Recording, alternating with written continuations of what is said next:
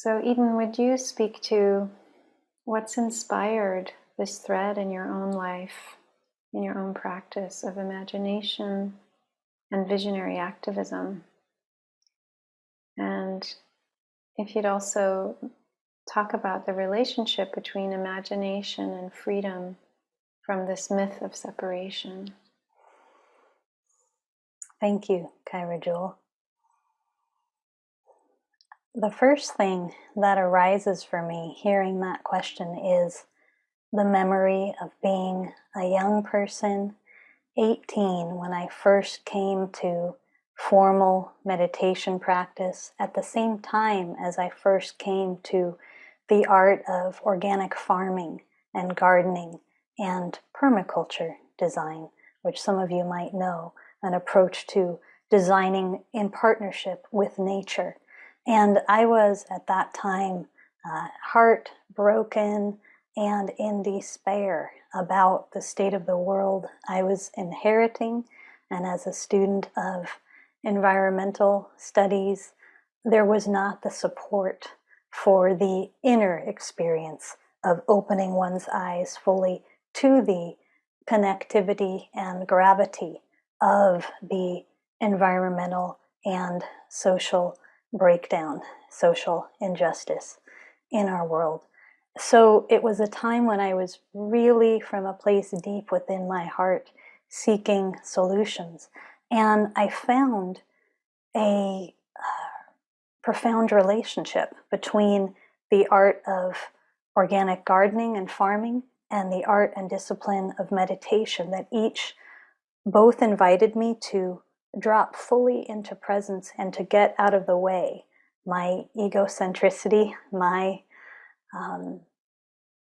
ego agendas, my experience of separate self, and listen deeply to the land I was working with, listen deeply to my own inner process, to listen deeply to life.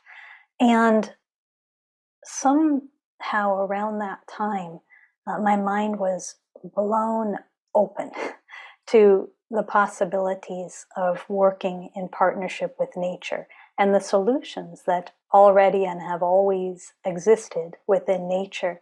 And I got to see in a very crystal clear way the role of our collective egocentricity in being the stubborn force that was clinging so fully to status quo and to limiting ideas that kept us from embracing, right, the solutions and possibilities that we could be contributing. And so this really, really is what sparked my path of monasticism. But before then, I was invited into a really unusual study. Is there a message? I hear just a little bit of sound in the background. I think we're okay. Can everyone hear me well? Okay.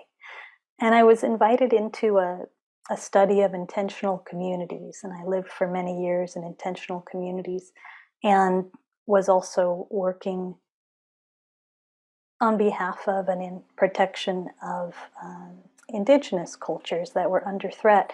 And something woke up in me around the importance and power of reimagining our very limited ideas, the limiting ideas that I had internalized that were causing me so much suffering, a sense that I was separate, and the limiting ideas that we were designing our communities and societies in. And I could never go back after that. I could never go back. I saw Dharma practice both as a path to healing the myth of separation and also as a pathway of partnership with nature and living in active presence and partnership with nature as a daily way of life. For me, so much of this had to do with letting go of our mind of logic and rational knowing and being very, very courageous and tenacious when it comes to recognizing limiting beliefs and assumptions that are based on a myth. I hope people are with me in recognizing this in your own experience to some degree. And I would say that one of the biggest blessings in my life, in addition to finding the path of practice, is that the family I grew up in carries a thread of visionary activism, carries a celebration of imagination. I sense my ancestors having taken their the pain of their experience and fueling a lot of it into the question, how can we be of service through receiving vision and seeding new ideas? And so imagination was celebrated in the family I grew up in that context. And it wasn't until I was much older that I realized what a profound gift that had been, because it positioned me, and part of what I practice and teach is this living in an inquiry into how to be of service by getting out of the way.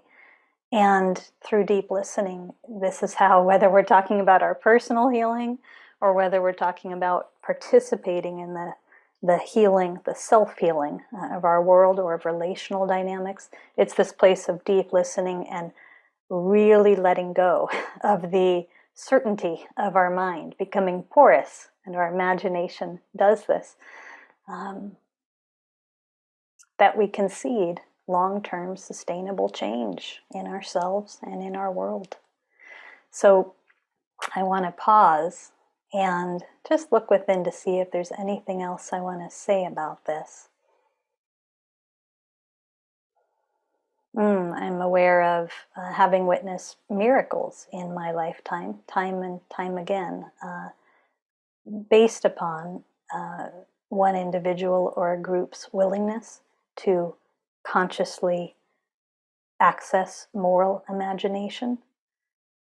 In other words, I've seen so many life-affirming projects and movements that are completely outside the box before they're brought into vision and fruition. Yeah, yeah. And I'm aware of the beauty and humility of, these disciplines I named meditation and organic farming as disciplines of showing up and getting out of the way, living in deep listening. Yeah.